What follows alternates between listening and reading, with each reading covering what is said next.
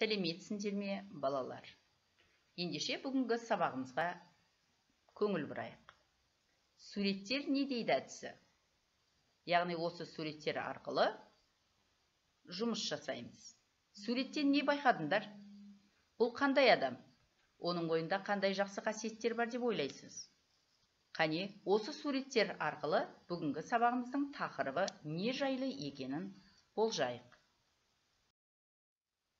Өте дұрыс. Бүгінгі сабағымыздың тақырыбы Ыбырай Алтынсариннің Атымтай жомарт әңгімесі, яғни жомарттық пен сараңдық. Бүгінгі сабағымыздың мақсаты әдеби шығармадағы екі нәрсені салыстыра суреттеулер мен қарама-қарсы суреттеулерді табу. Шығармадағы кейіпкерді өзіндік құндылығы тұрғысынан талдап, әдеби эссе жазу. Ендеше, сіздерге берілетін бірінші тапсырма.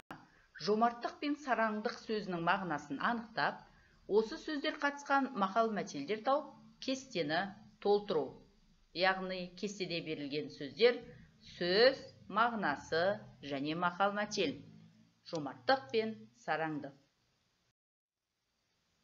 Екінші тапсырма. Тұжырымдама әдісі. Әңгімедегі кейіпкердің портреті мен іс-әрекетін талдаңыз.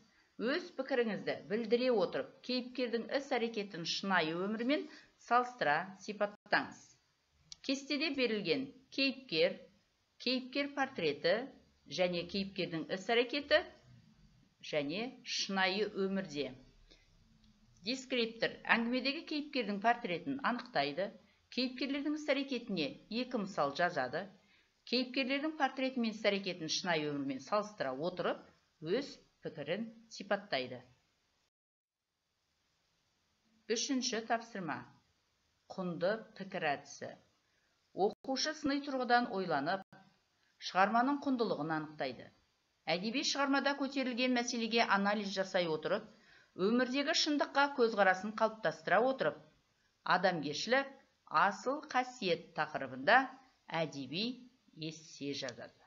Мұндағы дескриптор шығарманың құндылығын анықтайды, кейіпкерді шынайы өмірмен салыстырып бағалайды, өмірден мысал келтіріп, өз ойын дәлелдейді. Ендеше балалар, бүгінгі сабағымыздың соңында кері байланыс берейік. Кері байланысымыз 5 саусақ әдісі арқылы жүреді.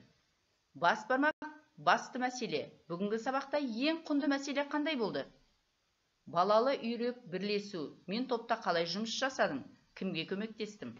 Ортан терек, ойлану. Мен бүгін білім мен тәжірибе алдым. Шылдыр шүмек, шынайылық. Сабақ маған ұнады ма? Неліктен? Кішкентай бөбек көңіл-күй ахуалы. Мен сабақта өзімді қалайша сезіндім. Келесі үйге тапсырма. Авторға хат жазу.